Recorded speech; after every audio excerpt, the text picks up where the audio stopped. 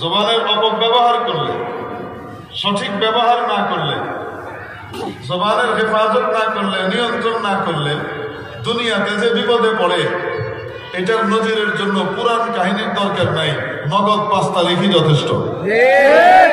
আমরা কিসের আলোচক আর আমরা বক্তা? কত পাওয়ারফুল বক্তি উনি, ওনার কাছ থেকে সবাই বক্তব্য শিখা উচিত। কি জবরদস্ত আলোচনা করেন না, এক বয়ানে গদি শেষ, আরেক বয়ানে বাড়ি শেষ। পাওয়ারফুল বয়ান। ঐতিহ্যবাহী জামিয়া ইসলামিয়া দারুল হক ঢাকার উদ্যোগে আয়োজিত আজকের ঐতিহাসিক ইসলামী মহাসম্মেলনের সম্মানিত আয়োজকবৃন্দ, জাতির বিবেক, উম্মতের মাথার মুকুট, ওয়াজিবুল ইহতারাম হাদারাতে উলামায়ে কিরাম, ভবিষ্যৎ ওয়ারাসাতুল আম্বিয়া, আজিজ তালাবা, ধর্মপ্রাণ ধর্মভীরু সর্বস্তরের তাওহীদি জনতা, পর্দার আড়ালের পরম শ্রদ্ধেয়া মা ও বোনেরা, হযরত উকবা ইবনে আমির রাদিয়াল্লাহু তাআলা আনহু নবীজি মুহাম্মদুর রাসূলুল্লাহ সাল্লাল্লাহু আলাইহি ওয়াসাল্লামের কাছে অত্যন্ত গুরুত্বপূর্ণ একটি বিষয়ে প্রশ্ন করলেন, সমাধান জানতে চাইলেন। গুরুত্বপূর্ণ বিষয়টা কি? যেটা আমরা সকলেই কামনা করি, সকলেই চাই। কেউ চায় না অশান্তি হোক, সকলেই চায় শান্তি আসুক। কেউ চায় না মুসিবত, আপদ বিপদ, বালা মুসিবতে ফেসে যাক, সকলেই চায় সুখ শান্তি সমৃদ্ধি এবং উন্নয়নের পথে, সাফল্যের পথে এগিয়ে যেতে। কিন্তু বালা মুসিবত থেকে বাঁচবার উপায় কি? দুনিয়াটাই তো বিপদ সংকুল। আল্লাহ পাক এটাকে বানিয়েছেন, এটার সিস্টেম আর এটার যে সফটওয়্যার তৈরি করেছেন, এটা হলো ঝামেলাপূর্ণ। অর্থাৎ দুনিয়াতে ঝামেলা মুক্ত জীবন আসবে না, এখানে ঝামেলা যুক্ত জীবনই আসবে। দুনিয়াটার সিস্টেমটা তৈরি করা হয়েছে মেড ইন জিঞ্জিরা করে, যে এখানে নকল কিছু চলবে। সবই এখানে আসল থাকবে তা নয়, কিছু নকল থাকবে। শুধুই আসল আর খাঁটি পেতে হলে এই জগৎ ছেড়ে সামনের জগতে পাড়ি জমাতে হবে, ওখানে সবকিছুই আসল। যে দুঃখের পরে আবার সুখ আসে, সেই দুঃখকে আসল দুঃখ বলা যায় না, এটা নকল দুঃখ। যে সুখের পরে আবার দুঃখ আসার আশঙ্কা থাকে, সেই সুখও ভেজালপূর্ণ সুখ, সেই সুখও আসল সুখ না। খাঁটি সুখ, আসল সুখ যদি পেতে হয়, পরকালে আল্লাহ তাআলা যে সিস্টেম তৈরি করে রেখেছেন জান্নাত, ওখানকার ডিজাইনটাই এরকম যে ওখানে সুখই সুখ, দুঃখ নামে কিছু থাকবে না। আর দুনিয়াতে সুখ আসলে কিছুদিন পরে এই সুখ হাওয়া হয়ে যাওয়ার আশঙ্কা আছে। কেউ 15 বছর খুব সুখ করলো, তারপরে উড়াল দিয়ে অন্য জায়গায় চলে গেল, তখন আর সুখটা থাকলো না। 15 বছর সুখ করে দুঃখের সাগরে পাড়ি দিয়ে এখন সেখানে ভেসে বেড়াচ্ছে, এটা তো আসল সুখ। তারপরেও সেই দুঃখের পরে আবার একটা আশার আলো দেখা দিল, একটা ভাষণ দেব, সেই ভাষণে জনতা আবার জেগে উঠবে এবং চিৎকার খেয়ে যাবে সবকিছু। একটা সুখের ঝিলিক চোখের সামনে দেখা দিল। তো এই ঝিলিকটা যখন দেখা দিল, তখন কিন্তু আবার যে দুঃখটা পেয়েছিল সেটা কিন্তু হালকা হয়ে গেল, তো দুঃখটাও ভেজালপূর্ণ হয়ে গেল। আবার যে সুখের একটা ঝিলিক চোখের সামনে ঝিলমিল করছিল, দেখা যাচ্ছিল, সেটা আবার দেখা গেল বাড়ি হারানোর দুঃখের ভিতরে তার তলায় চাপা পড়ে গেল।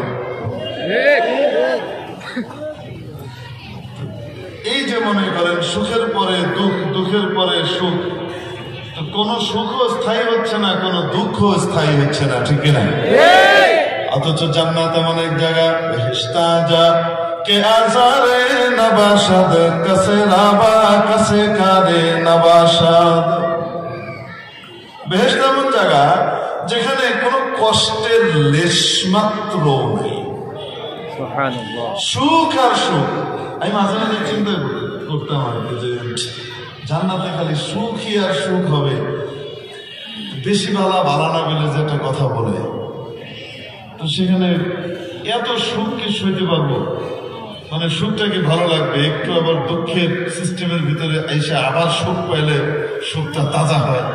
দেখেন না, স্বামী স্ত্রীর ভিতরে ঝগড়া হয়, ভয়ঙ্কর, ঠাস ঠাস ধাম ধাম ধাম চলতেছে।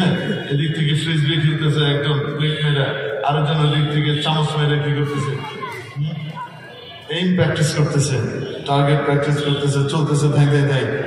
এরকম হয় খুব কম, জীবনে এক দুইবার যখন নাকি এরকম হয়তো ভয়ঙ্কর ঝগড়ার পরে মনে হয় যেন মনে করেন সিদ্ধান্ত নেয় এই বেটির চেহারা কোনোদিন দেখবো না, আরো চিন্তা করে আমি যদি মানুষের বাচ্চা হয়ে থাকি এই বেটার ভাত কোনোদিন খাবো না। এই হলো সিদ্ধান্ত। মুখ দেখা দেখি বন্ধ, কয়েকদিন এটা সেটা চলে। এই ভয়ঙ্কর দুঃখের পরে কিছুদিন পরে আবার কি হয়, একটা কেমনে কেমনে জানি আবার কি জানি হয়ে যায়, কেমনে কেমনে জানি আবার ঠিকঠাক হয়ে যায়। সেটা আবার মনে হয় যেন নতুন হানিমুন। তো দুনিয়াতে তো ঝাল টক মিষ্টি এগুলোর মাঝখানে মিষ্টির স্বাদটা বাড়ে। তো এরকম ঘটনা ঘটে নাকি বাসায়? আল্লাহর রহমতে এখনো আমার বাসায় ঘটে নাই, কিন্তু যে সমস্ত ঘটনাগুলো আমাদের কাছে, আমরা যেহেতু পাবলিক প্লেসে থাকি এবং বলতে পারেন আপনারা সোশ্যাল ক্যাপিটাল যেটা আমাদের মসজিদ, এই মসজিদের কেন্দ্রবিন্দুতে যেহেতু আমাদেরকে থাকা লাগে, এই দায়িত্বে যারা আছে তাদের কাছে অনেক রকমের এক্সরে রিপোর্ট আসতে থাকে। এক একজন যে তাদের সুখের ঘটনা তো শোনায় কম, যখন ছেঁকা খায়, ব্যথা পায়, দুঃখ পায়, তখন এসে সেগুলো বলে। নাহলে তো সুখের কথাগুলো কয় না, যে কেমন আদর টাদর করে হেডার গান, খালি কেমন জ্বালায় হেডার। তো যাই হোক, এগুলো শুনলে টুনলে তো নিয়ামতের শুকর আদায় হয়, আলহামদুলিল্লাহ আমারটা যেমন করে না, করলে তখন কি অবস্থা হতো। তো সান্ত্বনা দেই আর কি, যে এরপরে কি আবার সাক্ষাৎ টাক্ষাৎ হয়, ঠিকঠাক হয়। হ্যাঁ, এরকম হয়তো এই 3-4 মাস পর পরে এই কারবার হয়, তারপরে মুখ দেখা যায় বন্ধু 2 সপ্তাহ 3 সপ্তাহ পরে আবার দেখা যায় কেমনি কেমনি জানে ঠিক হয়। আমি বললাম ঠিকঠাক হওয়ার পরে তার মনে হয় না নতুন নতুন, হ্যাঁ এরকম কেমন জানি লাগে। তো এই যে দুনিয়াটা, এখানে দুঃখের পরে সুখ, সুখের পরে দুঃখ। তো আমার কাছে মনে হতো যে জান্নাতে গিয়ে এত সুখ পাবো, তো সেই সুখ কি ফ্যাকাশে হয়ে যাবে না এত সুখ পাইতে পাইতে? আসলে যে বিষয়টা সেটা হলো মানুষ কিন্তু কৌতূহলী। আল্লাহ পাক মানুষের যে দিমাগ তৈরি করে রেখেছেন, এটা হলো কৌতূহলী দিমাগ। সে অজানাকে জানতে চায়, তার মধ্যে অদ্ভুত এক সিস্টেম আল্লাহ দিয়ে রেখেছেন। সে এক জায়গায় থাকতে চায় না, সে অজানাকে জানতে চায়, যেটা এখনো জয় করেনি সেটা সে জয় করতে চায়। এটা তার মানসিকতার ভিতরে আল্লাহ পাক দিয়ে রেখেছে। এজন্য একজন বাচ্চাকে, ছোট্ট কচি বাবুকে আপনি কোলে নেন, সে থেমে থাকবে না, সে এরকম করে পা দিতে থাকবে। আপনার সাথে তাকে পা রাখার ব্যবস্থা করে দেন, এক পা রাখার ব্যবস্থা করে দিলেন, সে ওখানে থেমে থাকবে না? আমাকে আরো জানতে হবে, আমাকে আরো উঠতে হবে, আমার আরো প্রমোশন লাগবে, সে ওইখান থেকে আরেকটু উপরে উঠে ওখানে ঠ্যাং রাখতে দেন, এরপরে আরেকটা পা উপরে দেয়, দেয় কি দেয়? এই যে দেয়, সে কিন্তু থেমে থাকে না। যেদিন মানুষের কৌতূহল শেষ হয়ে যায়, তার জীবন নিরামিষ হয়ে যায়। অবাস্তব না বাস্তব?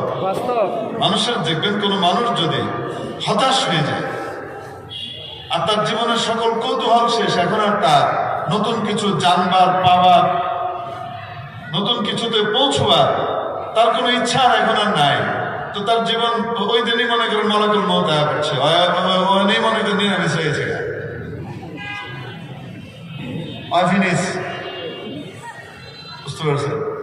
আর 80 বছর 90 বছরের বুড়া এখনো স্বপ্ন দেখছে ওই ঘরটা কর, ওখানে কিছুদিন পরে তো হাঁটার সময় আমার একটু ধীরে ধীরে হাঁটতে হবে, পাইপটা লাগা যেন আমি ধীরে ধীরে হাঁটতে পারি। এখন তো হাঁটি এমনি লাঠি দিয়ে, তখন আবার পাইপ ধরে আটন লাগবে, ওগুলো লাগায় দাও, আর ওই বাড়িটা ঠিক কর, এটা কর, আর তোর মেয়েটা বিয়েটা রেখে ব্যবস্থা কর। 90 বছর পার হয়েছে, এখনো পুতিন বিয়ে দেখবো, এবং তার ব্যাপারে আবার নিয়োগ করে রাখছে তোর বলার বিয়ে ইনশাল্লাহ দিয়ে যাবো। এই যে 90 বছরের বুড়া আসলে আনবেন, কারণ তার কৌতূহল শেষ হয়নি, তার এখনো জীবন নিয়ে বহুত আশা আছে, অনেক কিছু করার মতো আছে, তাজা। আর ওই যে জোয়ান 40 বছর 50 বছর পার হয়েছে, ঝিল মারা মুরগির মতো, বাস আশা শেষ, কৌতূহল নাই।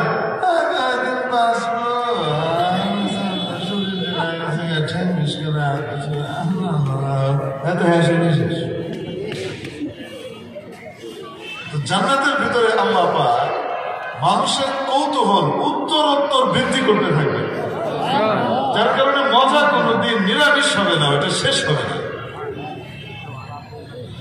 প্রথম যে প্লেটটা খাবার দেওয়া হবে জান্নাতি, যখন প্রথম জান্নাতে যাবে, প্রথম যে প্লেটটা দেওয়া হবে, সারা জীবনে যত কিছু খাইছে সে সবগুলাকে এক পাল্লায় রাখলেও এইটার টেস্টের ধারে কাছেও যেতে পারবে না। এইটা খাওয়ার পরে এইটার যে স্বাদ হবে, এটার যে ট্রেটা আছে, যে ট্রেতে করে যে বর্তনে করে খাবারটা দিছে, ওই বর্তনের টেস্ট হবে তার চেয়ে 70 গুণ বেশি। প্রথম প্লেটটা মানে বর্তনের যে টেস্ট হবে, সেকেন্ড প্লেটের খাবারটার টেস্ট তার চেয়ে 70 গুণ বেশি হবে, তার প্লেটটার টেস্ট তার চেয়ে 70 গুণ বেশি হবে।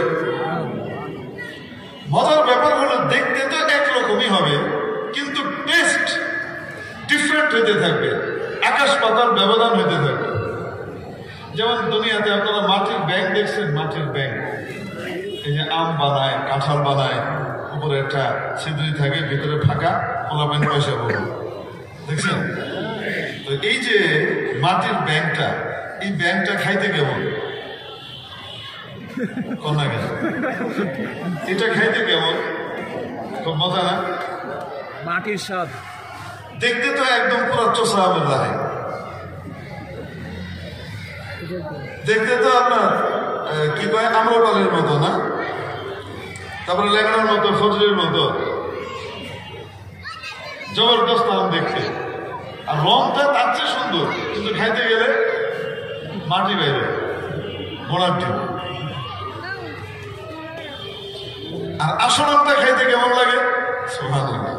দুনিয়ার যা খাইছে এগুলো আম টাম, আখিরাতেও এই আম পাওয়া যাবে, দেখতে মনে হবে একই, খাইতে গিয়ে দেখা যাবে দুনিয়ার সবগুলো ছিল ঘোড়ার ডিম, আর এইটা হলো আসল আম, ওই মাটির ব্যাংকের মতো মনে হইব দুনিয়ার আম। এক কথায় উত্তর টেস্ট বাড়তে থাকবে, টেস্ট ডিফারেন্ট হতে থাকবে।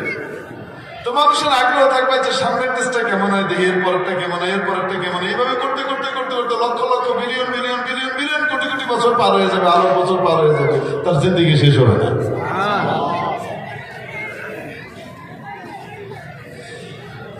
আল্লাহু আকবার। কি নিয়ে যে কথা শুরু করলাম?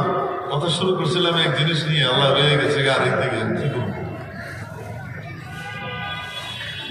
তো দুনিয়ার সবকিছুই নকল, আখিরাতের সবকিছুই আসল। দুঃখ, জাহান্নামের এমন আযাব, এরপরে সুখের কোনো নাম নাই। সুখ, এই সুখের পরে দুঃখের কোনো চিহ্নই নাই। অতএব এই সুখ হলো আসল সুখ। প্রিয় উপস্থিতি, বলছিলাম দুনিয়াতে আমরা যারা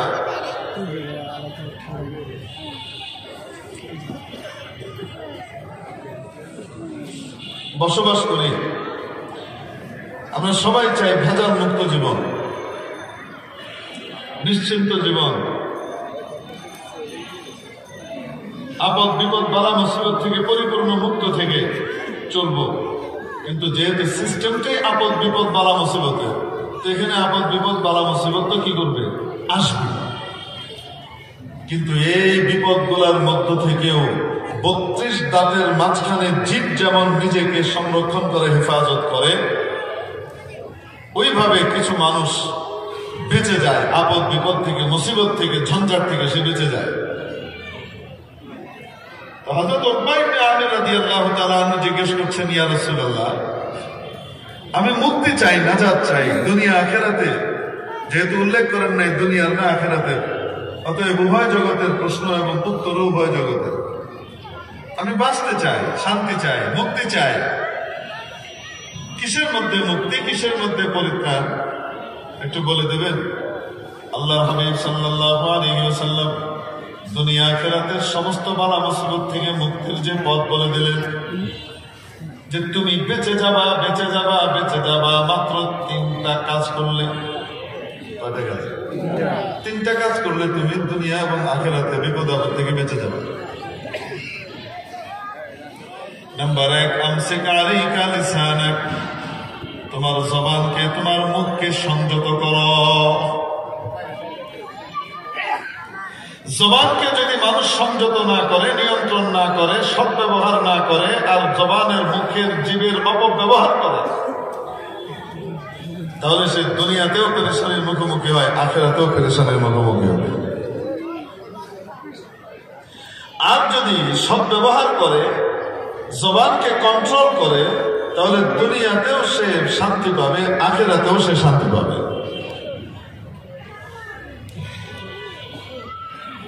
জবানের অপব্যবহার, দুর্ব্যবহার এবং জবানের সঠিক ব্যবহার না করলে,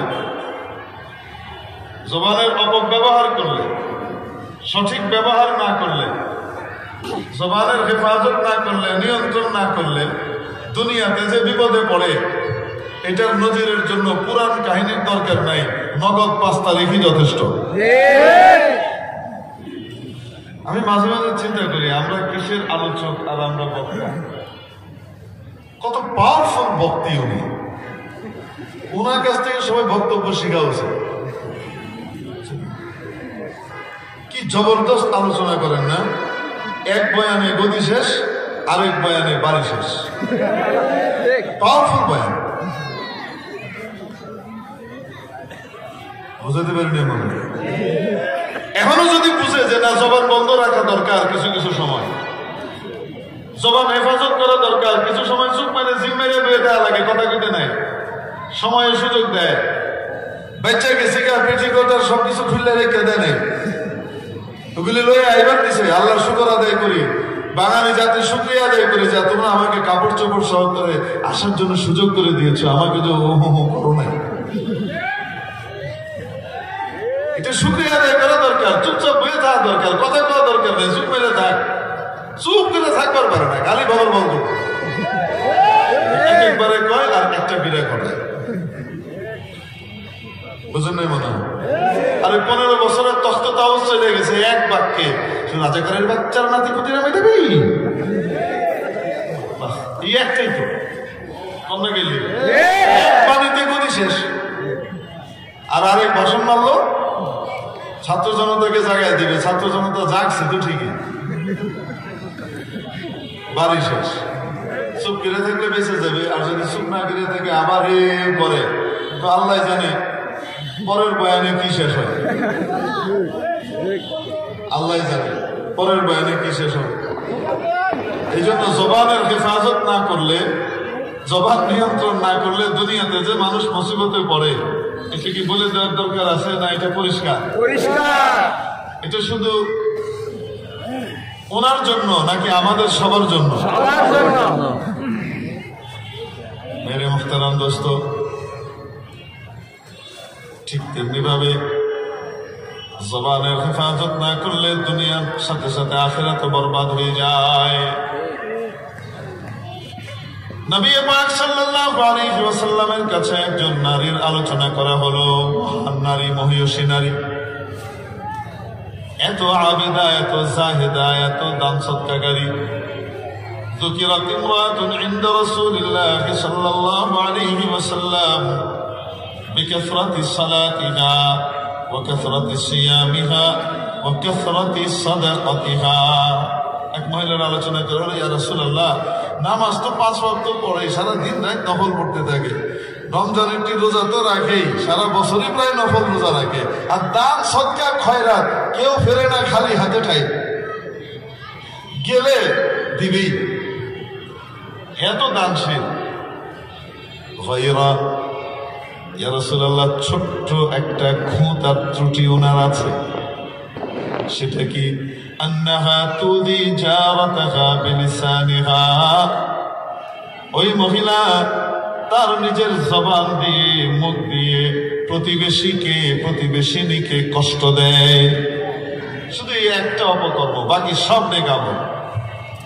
নবীজি ফয়সালা দিলেন, হিয়া ফিন্নার, এই মহিলা জাহান্নামে যাবে। কি অর্থ? তার সমস্ত নেক আমলকে নেকির পাল্লায় রাখা হবে,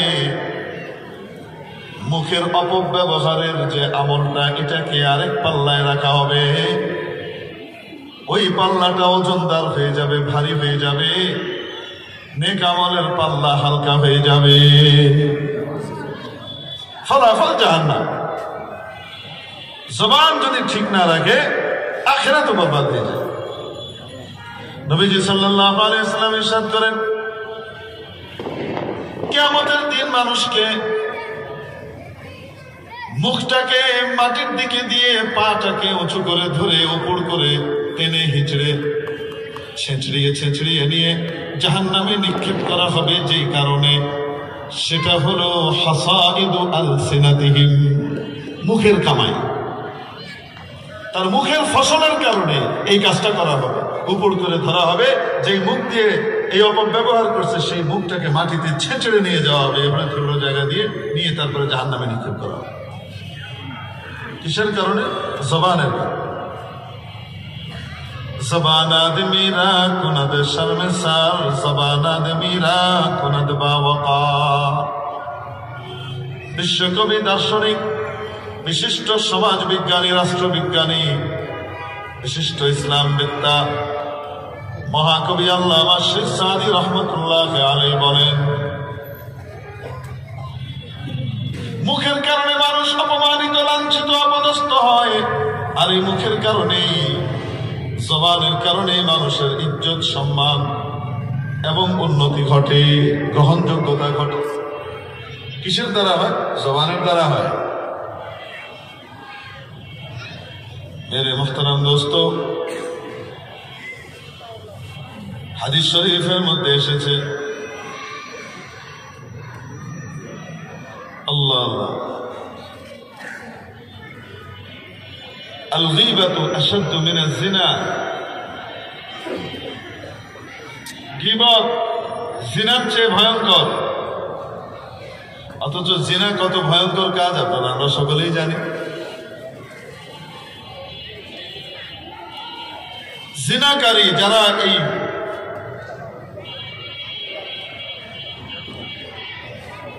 বিবাহ বহির্ভূত সম্পর্কে জড়াবে আর এই কাজ করবে, কিয়ামতের দিন তাদেরকে যখন জাহান্নামে ফেলা হবে,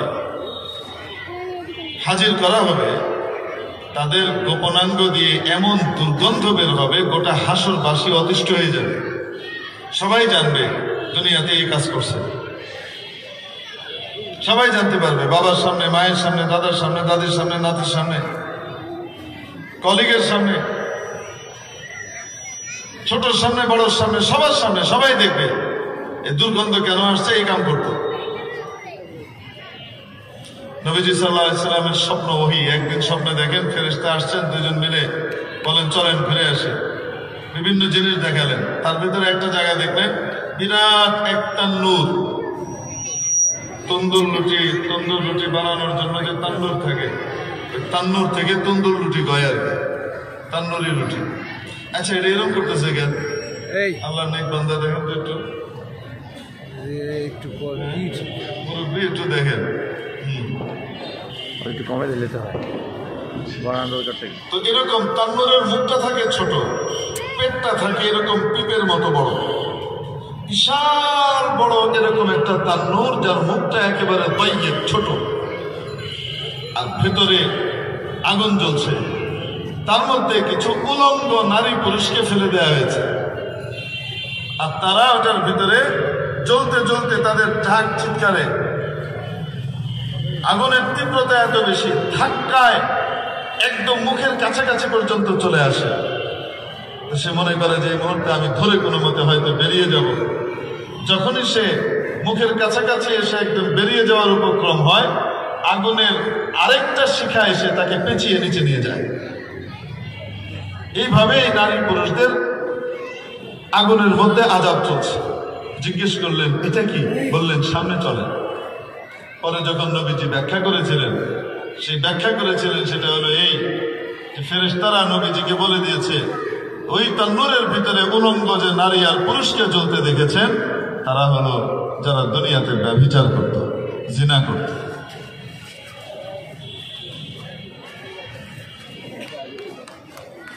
এজন্য আল্লাহ পাক কোরআনে কারীমের ভিতরে জিনা থেকে দূরে থাকতে বলেছেন, ইন্নাহু কানা ফাহিশা, এটা বড় নির্লজ্জ কাজ এবং বড় মন্দ পথ।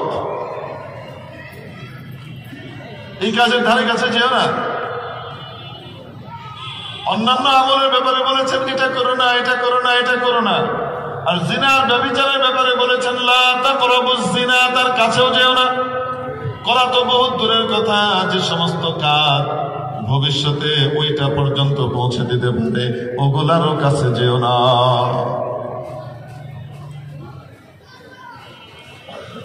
জিনা কত ভয়ঙ্কর! সামনে 14ই ফেব্রুয়ারি আসছে, অনেকে অনেক রকমের প্রিপারেশন নিচ্ছে। যদি জানতো, যদি বুঝতো, কখনোই এদিকে পা বাড়াতো না।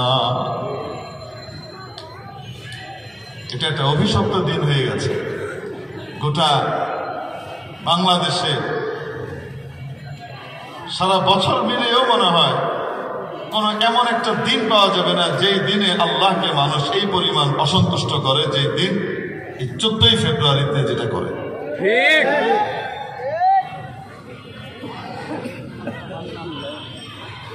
আল্লাহ পাক আমাদেরকে হেফাজত করুন।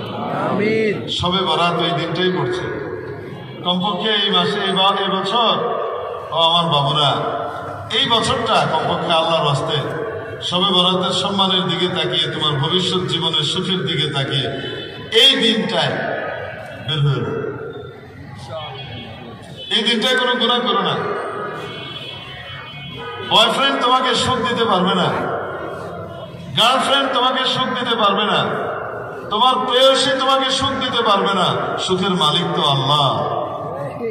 যদি তাকে দিয়ে তুমি সুখ পেতে চাও, আজীবনের সুখ দিতে পারেন আল্লাহ পাক, তার ভিতরেই দিতে পারেন যদি তুমি এখান থেকে গুনাহ থেকে বেঁচে যাও, আল্লাহকে খুশি করতে পারো। তো জিনা কত ভয়ঙ্কর গুনাহ, অথচ নবীজি বলছেন আল গীবাতু আশাদ্দু মিনাজ জিনা। গীবত, পরনিন্দা, পরচর্চা, পেছনে যে দুর্নাম করা হয়, এমন কথা বলা হয় যেটাতে তার মনটা খারাপ হয়, কষ্ট হয়, এইরকম গীবত, এটা জিনার চেয়ে খারাপ, জিনার চেয়েও ভয়ঙ্কর। কেন? কেউ যদি ব্যভিচার করে, জিনা করে, কোনোদিন তওবা করে ফেলে, আল্লাহর কাছে কেঁদে কেটে, কেউ জানে না, সে একদম দিল থেকে তওবা করে ফেলে, আল্লাহ তাআলা এই সব মাফ করে দিতে পারে। হুজুর, তাহলে তো 14ই ফেব্রুয়ারিতে করা যায়, তারপরে মাফ করে নিমনে। 14ই ফেব্রুয়ারি তুমি কামটা সাইরা বাড়িতে ফিরতে পারবা কিনা এটার নিশ্চয়তা আছে? আজরাইল আলাইহিস সালামের লগে চুক্তি হয়েছে তোমার? শয়তানের ধোঁকায় কেন পা দাও? এই দেশে কি খালি শুধু বুড়া মরে, জওয়ান মরে না, যুবতী মরে না, শিশু মরে না? তাহলে শয়তানের এই ধোঁকায় পা দেওয়া যাবে না।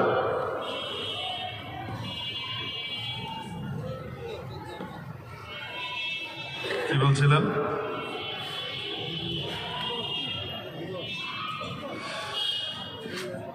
কিন্তু যদি আল্লাহর কাছে মাফ চায়, আল্লাহ মাফ করে দিবেন জিনার গুনাহ।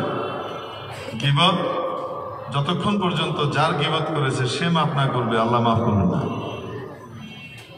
এটা পেন্ডিং থাকে, এটা ভয়ঙ্কর জিনিস। তবে হ্যাঁ, মজলুম জালেমের গীবত করতে পারে, এই অনুমতি আল্লাহ দিয়ে রেখেছেন। এটা নিষিদ্ধ গীবত নয়, এটাকে গীবত বলা হবে না। মজলুম কার? সমালোচনা করতে পারে, জালিমের সমালোচনা করতে পারে।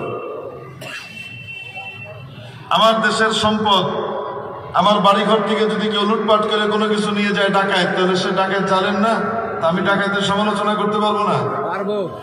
কি বলেন আপনি? আমার বাড়ির ডাকাতি কেউ করলে সেই ডাকাতের যেমন সমালোচনা করা যায়, গোটা দেশকে ডাকাতি করে বিদেশে পাচার করে দেয় যারা, এই বড় ডাকাতদের সমালোচনা তো আরো বেশি করে করা যায়, ঠিক কি? এই জন্য প্রশ্ন উত্থাপন করেন না, হুজুর গীবত না খুব খারাপ, একটু আগে যে আপনি ইশারা দিলেন করলেন, এটা গীবতের আওতায় নাই। আদা বুঝলে ঝামেলা আছে। লা ইউহিব্বুল্লাহুল জাহরা বিস-সুই মিনাল কওলি ইল্লা মান যুলিম। আল্লাহ পাক পছন্দ করেন না বাজে ভাবে কাউকে কথাবার্তা বলা ইত্যাদি, আল্লাহ পছন্দ করেন না। তবে যে মজলুম তার জন্য আলাদা বিষয়, কোরআনের আয়াত। এক দুইজন মজলুম, হাজারো মানুষ জুলুমের শিকার হয়ে এখনো পর্যন্ত কারাগারের ভিতরে মিথ্যা মামলায় ধুকে ধুকে মরছে, আইনি প্রক্রিয়ার জটিলতার কারণে বেরোতে পারছে না, ঠিক কিনা? মেরে মুহতারাম দোস্ত, এই জন্যে নিজের জবানের হেফাজত করা, জবানের যদি কেউ হেফাজত করে, জবানকে যদি কেউ কাজে লাগায়, সৎ ব্যবহার করে, দুনিয়াতেও শান্তি পায়, আখিরাতেও শান্তি পায়। মৌলানা তারেক জামিল সাহেব দামাত বারাকাতুহু এক ঘটনা শুনিয়েছেন। একবার এক মহিলা ওনার কাছে আসলেন, পর্দার আড়ালেই কথাবার্তা হচ্ছে, এসে বললেন, হুজুর আমার স্বামীটা খুব খারাপ, আমার স্বামীটা খুব মারধর করে। হুজুর চলে আসছে,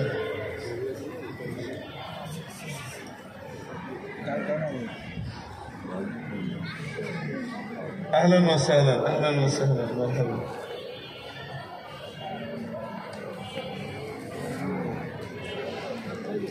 আলো কমে গেলে কেন?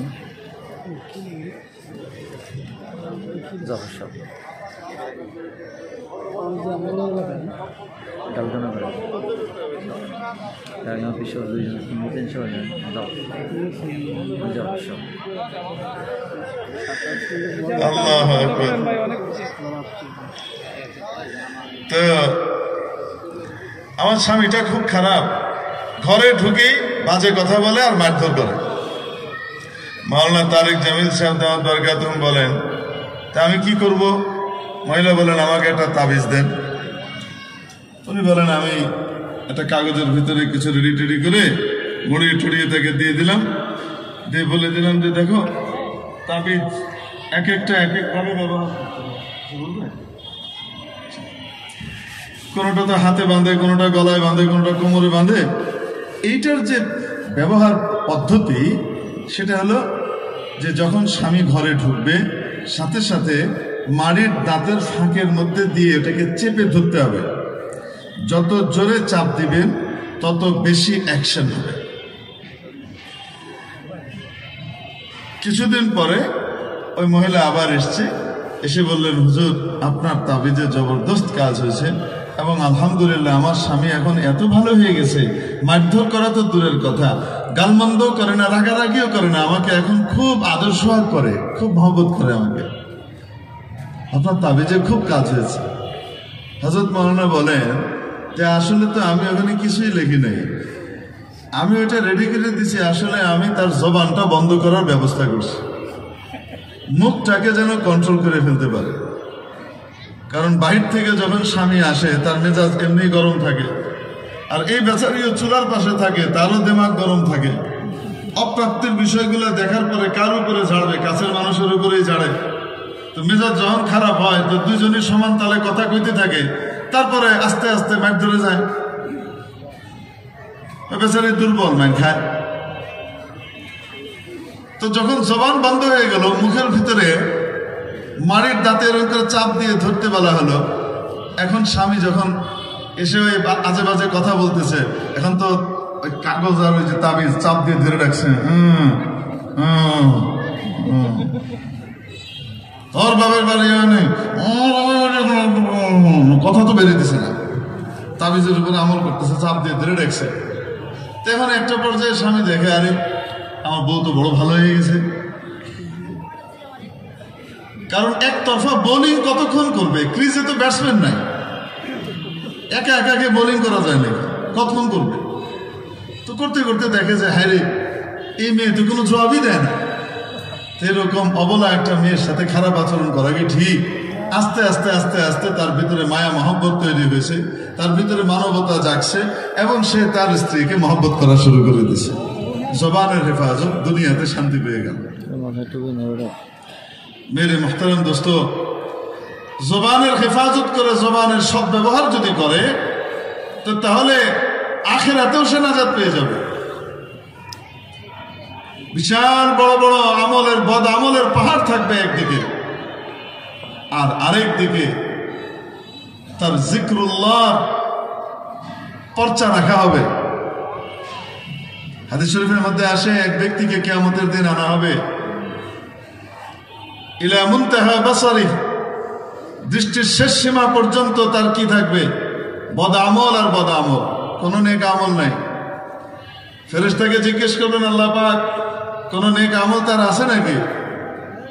কে আল্লাহ, একটা চিরকুট আছে শুধু, সেটার ভিতরে লেখা আছে কোন সময় সে আল্লাহ পাকের মহব্বতে, মাওলার মহব্বতে, ভালোবাসায় দিল থেকে পড়েছিল, আশহাদু আল্লা ইলাহা ইল্লাল্লাহ ওয়া আশহাদু আন্না মুহাম্মাদার রাসূলুল্লাহ। কোন সময় দিল থেকে পড়েছিল, এটা ওইটা লেখা আছে। আল্লাহ পাক বলবেন, যাও ওজন যেখানে হয় সেখানে ওজন করাও। সে বলবে, ইয়া আল্লাহ, ওজনের কি দরকার? এটা বিনা হিসাবে কি ফলাফল হবে জানাই তো আছে। একদিকে পাহাড় গুনাহের, আরেকদিকে একটা চিটকুট, এটা দিয়ে কি হবে?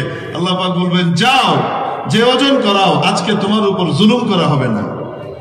সে যাবে, এক পাল্লায় তার সমস্ত বদআমল, পাহাড় সম বদআমল গুলা রাখা হবে, আরেক পাল্লায় মাওলায়ে পাকের যে জিকির, ওইটাকে একটা পাল্লায় রাখা হবে, জবানের সৎ ব্যবহারের ওই পর্চাটা রাখা হবে।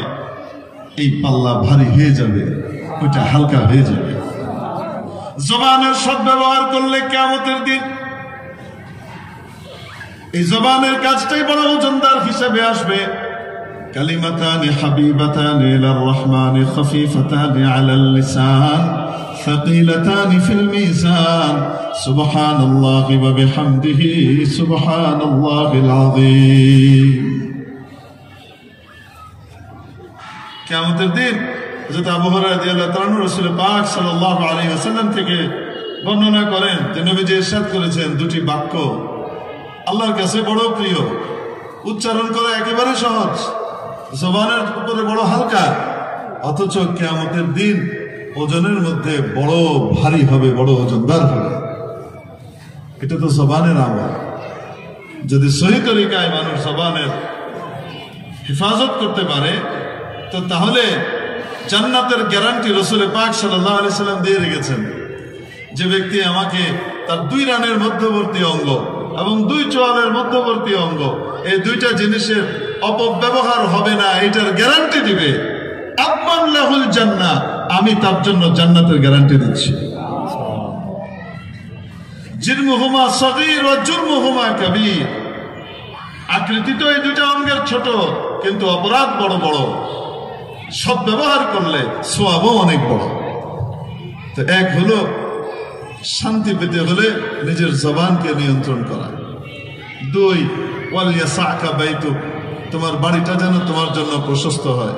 কি অর্থ? বিশাল আলিশান বাড়ি বানানো এটা না। এই জন্যই আলেমদের কাছে চাইতে হয় হাদিস বুঝতে, কোরআন বুঝতে। একলা একলা নিজে বাংলা বুখারী, ইংলিশ বুখারী কিনে, বাংলা তিরমিজি, ইংরেজি তিরমিজি শরীফ কিনে, তারপরে নিজে নিজে যা বুঝলাম ইন্টারনেট থেকে পড়লে সহি হাদিস দিয়ে সহি গুমরা হবে। সহি হাদিস পড়ে জাহান্নামের পথের প্রতীক হবে। ঠিক। যদি হাদিস ওয়ালাদের কাছে, আলেমদের কাছে, উলামায়ে কেরামের কাছে গিয়ে না বুঝে একা একা বুঝতে চায়, গুমরা হবে। আল্লাহ পাক কোরআনে কারীমে এজন্য বলেছেন, ইউদিল্লু বিহি কাসীরা ওয়া ইয়াহদি বিহি কাসীরা। এই কোরআন দিয়েই আল্লাহ বহু মানুষকে গুমরাহ করেন, আর এই কোরআন দিয়েই আল্লাহ বহু মানুষকে হেদায়েত দেন। সববকে ফাইল বানাই দেওয়া হয়েছে। মেরে মুহতারাম দোস্ত, আল্লাহ পাক গুমরাহ করেন কিসের কারণে করেন বলেন? কোরআনের কারণে। অর্থাৎ কোরআনের কারণে কিছু মানুষ গুমরাহ হয়, আর কোরআনের কারণেই কিছু মানুষ কি হয়? হেদায়েত পায়। যে গলত পথে কোরআন বোঝে সে গুমরাহ হয়, যে সহি তরিকায় কোরআন বোঝে আর হাদিস বোঝে সে হেদায়েত পায়। মেরে মুহতারাম দোস্ত, তোমার বাড়িটা যেন তোমার জন্য প্রশস্ত হয়। অতএব যত জমি আছে সব কিনে লয় এলা, কেউ যদি না দেয় তো জোর করে লয় এলা। আল্লাহ নবী কইছে বাড়ি প্রশস্ত বানাইতে হইব, বড় করতে হইব। হাদিস বুঝছে, সহি বুঝছে না গলত? গলত কি অর্থ? মানুষ সংকীর্ণ জায়গা পছন্দ করে না, প্রশস্ত জায়গায় মানুষ পছন্দ করে। প্রশস্ত জায়গাতে মানুষ স্বাচ্ছন্দ্য বোধ করে, ইজি ফিল করে। তো তোমার বাড়ি ছোট হোক বড় হোক যেমনই হোক, তুমি মনে করো তোমার বাড়িটাই তোমার জন্য প্রশস্ত জায়গা, বাড়ির বাহিরটা তোমার জন্য সংকীর্ণ জায়গা। দিনই অথবা দুনিয়াবি কোনো প্রয়োজন আর জরুরত ছাড়া বাড়ির বাইরে সময় নষ্ট করো না। মেরে মুহতারাম দোস্ত, বাড়ির বাহির মানুষের নিয়ন্ত্রণে না, ভেতরটা কিছুটা হলেও নিয়ন্ত্রণে। বাহিরে গেলে এমন অনেক গুনাহ হয়ে যায়, যে গুনাহগুলা বাড়িতে থাকলে সে নিজেকে হেফাজতে রাখতে পারে। আমাদের সুলতান ভাই আছেন একজন, এসির খুব বড় ইঞ্জিনিয়ার সাহেব আমাদের মোহাম্মদপুরে। ওনার একমাত্র শালা একদিন আসছেন, চেহারা একেবারে বিষণ্ণ। আমি জিজ্ঞেস করলাম কি হয়েছে? তুমি বলছেন, হুজুর আমার শালাটা গতকালকে ইন্তেকাল করছে। কি ঘটনা? দুই গ্রুপের ভিতরে গন্ডগোল হচ্ছে, ঝগড়াঝাটি হচ্ছে যুবকদের। ও বাচ্চারা বাড়ি থেকে বেরিয়েছে, বেরিয়ে এদের তামাশা দেখছে আর কি, যে এরা কি ঝগড়া করে না করে। দূর থেকে দাঁড়িয়ে দাঁড়িয়ে দেখছে। এর ভিতরে এক পার্টি আরেক পার্টিকে হুমকি দিয়ে চলে গেছে। চলে যাওয়ার পরে দ্বিতীয় পার্টিও চলে গেছে। প্রথম পার্টি অস্ত্র শস্ত্র নিয়ে সজ্জিত হয়ে ফিরে আসছে। প্রথম পার্টিকে কি করবে? শিক্ষা দিবে। আসার পরে এখন ওই পার্টি তো নাই, কাকে কি করবে? তো একজন বলে, ওই যে আরে দেখছিলাম মনে হয়, আসলে মনে হয়। বলতে দেরি, সে বেচারা এদের কাউকে চেনে না, ঝাঁপিয়ে পড়লো অমানুষের মতো, পৈশাসিক ভাবে তাকে কি করে স্টেপিং করে হত্যা করে ফেলেছে। তো যদি নবীর এই বাণীর উপরে আমল হতো, বিনা প্রয়োজনে বাড়ির বাহিরে যেও না, তাহলে আল্লাহ পাক হায়াত হয়তো আরো লম্বা করে দিতেন। নাম্বার 3, শেষ কথা, ওয়াবকি আলা খাতিআতিক, নিজের গুনাহের উপরে কান্নাকাটি করো। নিজের গুনাহ দেখো এবং কি করো? কান্নাকাটি করো। অন্যের গুনাহ দেখতে যেও না। হযরত শেখ শিহাবুদ্দিন সুহরাওয়ার্দী রহমতুল্লাহ আলাইহি, যিনি পথিকৃত ছিলেন 4 তরিকার এক তরিকার তাসাউফের, ওনার খাস মুরিদ ছিলেন হযরত শেখ সাদী রহমতুল্লাহ আলাইহি। 30 বছর সোহবত নিয়েছেন। কয় বছর? এখন তো আমরা মাশাআল্লাহ পীর তালাশ করি, কোন পীর ইমার্জেন্সি খেলাফত দিবে, তাড়াতাড়ি খেলাফত দিবে। মানে পীর হওয়া দরকার, আমার ইসলাহের দরকার নাই। হযরত শেখ সাদী কি করতেন? কয় বছর? 30 বছর শেখের সোহবতে থেকেছেন। যেই দিন ওনাকে খেলাফত দেন, উনি বলেন আমাকে নৌকার উপরে দিয়েছেন। বদরোয়া দেওয়ার সময় বিদায়ী নসিহত করেছেন 2টা। বলেছেন, সাদী, যদি এই 2টা গুণ ধরে রাখতে পারো, যা কামাই করেছো সব থাকবে, উত্তর বাড়বে। আর এই 2টা যদি না রাখতে পারো, যা কামাই করেছো সেগুলোও হারাবে। বলবো নাকি 2টা কি? ये के आके बर खैर खुद बीमा बाश, दिगर आके बर खैर बद बीमा बाश। একটা হলো নিজের কোন গুণের দিকে তাকাবা না, নিজের কোন গুণ থাকলে সেটা কার দেওয়া। আর আরেকটা হলো অন্যের দোষ দেখে নিজের চোখ নষ্ট করবা না। এই জন্য এই 3 নসিহতের উপরে যদি আমল করি, আল্লাহ পাক আমাদেরকে নাজাত দেন।